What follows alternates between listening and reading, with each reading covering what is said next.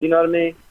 That's enrichment and everything. Exactly. I totally understand because I tell artists all the time, they're like, well, where do I get a following from? And I'm thinking, well, if you can't get one in your home, you got an issue.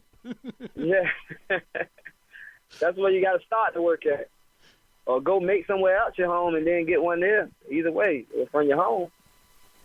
So what is one of your main goals, that you'd like to accomplish? And my main goal is to get comfortable. My main thing, I'm just trying to get comfortable. Like, comfortable to the point, like I said, all my people can eat, though. Like, I don't want it to just be me. I don't want it to just be me, because I can live that life right now. I ain't got to do music to live that life. I wanted to be all the people around me supporting me, all us to kick back, wake up days in a row and not have to think about nothing, and everything's still all right. I don't want them to have to worry about no bills. I don't want them to have to worry about who gonna do this over here. They gotta run and take care of it. If they run and take care of something, it's business that they own it, or they running a whole entire hotel or something like that. Like, I want everybody to be straight. That's my goal in life. All the people close around me, and I want to be able to get back. You know what I mean? Throw basketball tournaments out the projects or something like that, where it don't be no shooting. Put some money out, let people win something, let people get something out of something.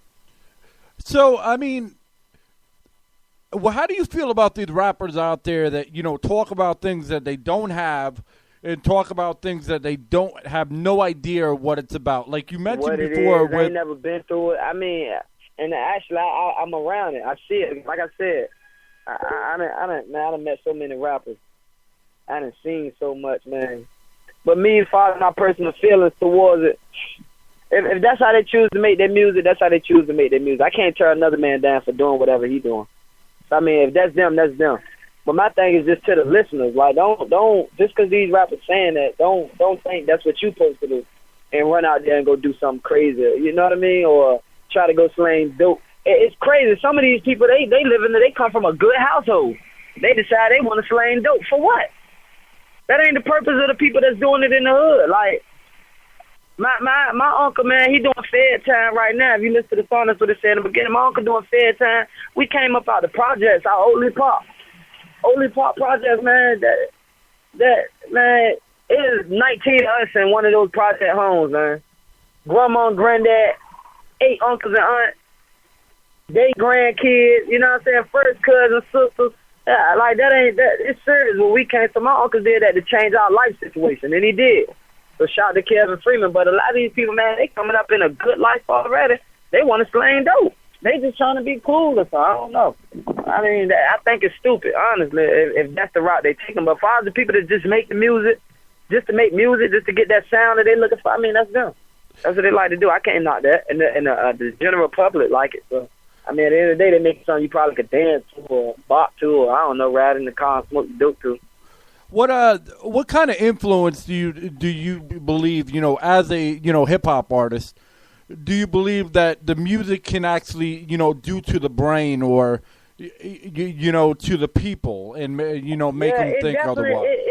For one, I think music now is dumbing people down because all the talent that's coming out they make good songs. Like, if you listen to the song, they got a song out now called No Flex. It's a 15-year-old and a 16-year-old. They ain't saying too much. I mean, you know what I mean? It's easy. They ain't saying too much. But if you listen, it's a catchy tune. It's a catchy little tune. And to society, the next rappers that's coming along, they ain't going to use their brain to think hard to write rap. The metaphors and all that, that's for the battle rappers. The battle rappers, they got to use a good vocabulary sometimes, you know what I mean? Stuff like that. Think of witty ways to say something. But the regular rappers now, they can keep it basic as 1, 2, 3, ABC. It's just that simple. Don't you think that some of the people out there are getting, tired of it? It was kind of like a lot of you run across a lot of people who, like, you. Don't get me wrong, you still got some rappers out there who still rapping. Like, you got the J. Cole's and your Wale's and what's the guy with MMG? He just shot a video in over here in Chesapeake too. Staley or something like that. Yeah, he rapping. I mean, there's a few of them out there that's still saying some stuff, and they trying to make it come back. You even got a lot of local rappers who, like, you know, they want to hear somebody really rap something, because that's when talent was around. Like, back in the day, you go back 10 years ago when Lloyd Banks was coming out fabulous, was doing this thing, Jadakiss, you had Cassidy. That's when a person had to know how to rap. If you was out back then talking about, we gonna do this, and we gonna, like, that won't necessarily about to just fly. You won't get on no mixtapes like that. Like, that wasn't a mixtape back then. But now, you know, since then, you had your Waka Flockas come out, your Gucci Man, your OJ the Juice Man. And like I said, they make good music, but as far as lyrically impressing somebody, that part is dead. But I think a lot of people still want to see that lyrical side come back. They want to see the wordplay come back. That's hip hop. And I mean, based on that one song, you know, well, actually the two, you know, your two biggest songs that I think anyway, you know, Buy My Lonely and you know, Creating an Addicted Hero. It shows that you do have, you know, lyrical skills and you can be heartfelt. Right. And then you got songs like I Keep That Shit 100. Well, I intended to make that song just like a bounce song. That was the whole purpose of it. So I ain't really try to get too lyrical with that. It ain't dumbed down like some of this stuff, but you know, I ain't even try to get too lyrical with that. And you can still see with that, like, he ain't no scrub. He ain't no bum by far. You know, but here's the thing. Here's the thing I never understood. I grew up, you know, partially in my life in the projects, and everybody I knew that was in the projects, all they were thinking about was getting out of the projects. I mean, other than, you know, those that have families still in the projects, you know, and you know, take care of the family like you're talking about. And, you know, I kept on, you know, now, you know, I hear all these songs about, you know, rap where you're from and, you know, go shoot this and shoot. And I'm thinking to myself, yeah, if you just, you know, witness your cousin getting shot, you're not thinking about, you know, going and shooting people. You ain't. I remember, I can still remember to this day, I was playing in the dirt outside of my project home in Ole Park. And it's three guys. My grandma's house was the bootlegger house. Where we lived at was the bootlegger house. In Virginia, the bootlegger house is basically the house where a lot of people sell drinks and they sell drinks. Everything going on. It's drugs coming through there. It's a party every night. So it stayed packed. So people hang around it. You know, they always inside or whatever. So I'm outside playing in the dirt, doing stuff little kids do or whatever. And all of a sudden, a guy walk up, blow another guy head clean off, shoot him in his head.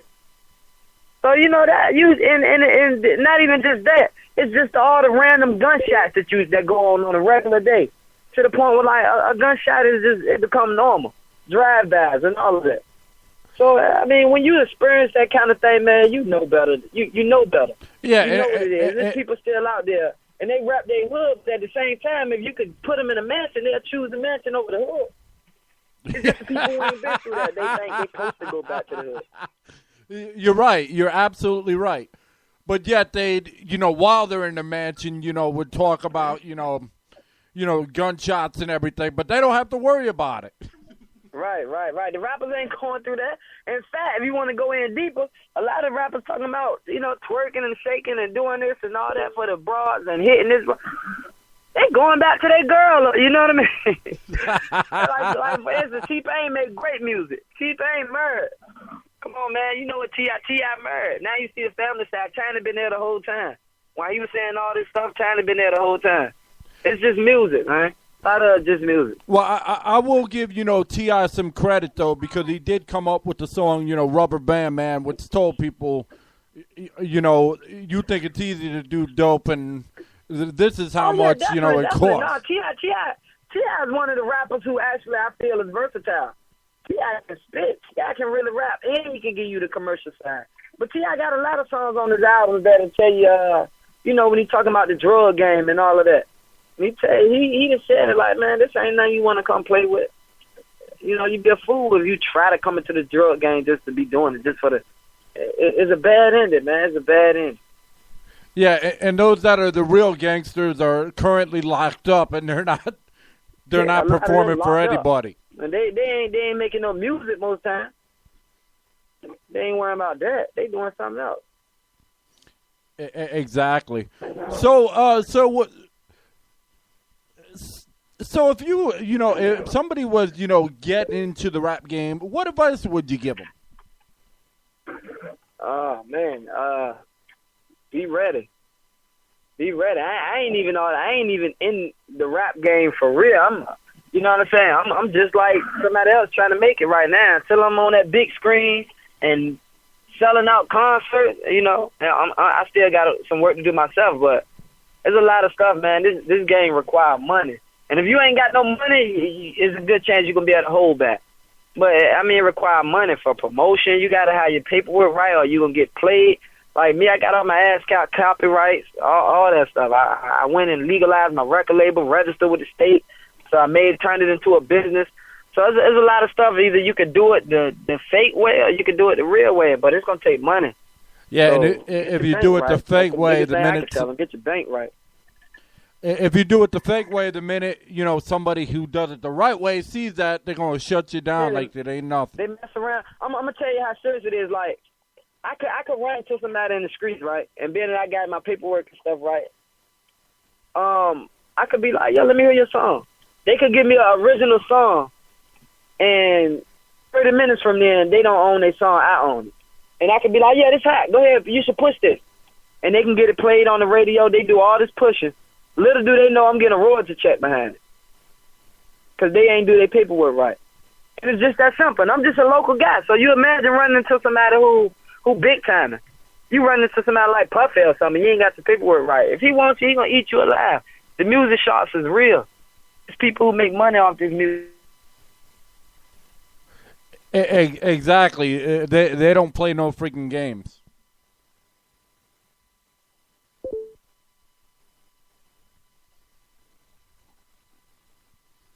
All right. It looks like we might have lost Young Prince for a second. Or he might be talking and I'm just not hearing it. One or the two. But he's a heck of an artist, as you can see. He's got very talented music and everything and whatnot. And I'm sure, I'll hear from him, in a second and everything. Looks like might be, cell phone issues. We might have lost him for a moment. All right, the guy in San Antonio, what do you think of, what Young Prince is saying? Oh, yeah, I'm with it 100%. We grew up with each other, so from little kids, little babies. So everything about him is 100%. I back that 100%, you know what I'm saying? Like, it can get no realer than that. Like, he giving it to him raw. Exactly, and the fact that he doesn't have to do this but chooses to do this, shows his character. It shows that, he actually cares about something rather than, hey, I'm trying to make money. Yeah. Yeah, I don't know what happened. You lost me, Ray. I don't know what happened either. You were talking and it just stopped. That cell phone sometimes. Yeah, I'm back like I never left, though. All right, so, your boy from San Antonio was saying everything that you're saying, 100 and everything. So, yeah, definitely. So you were talking about how serious it is, in the rap game. Why don't you elaborate a little more on that so, the people that don't know. Hello. Hit me with that question again, Ray. A little bit about, the people that, that take this like dead serious, this game, and how serious somebody can be and why you have to have your paper right and you have to have things right. Oh, yeah, like I was saying, as far as, I guess I got cut off, but as far as with the money thing, like if I had to give any major advice, it'd probably just be get your bank right, because, like, if you ain't got your paperwork right, you could get somebody like me, and I'm local. Like I was saying, Lord forbid you run into somebody like Puffy who really wants your music. But you run into me,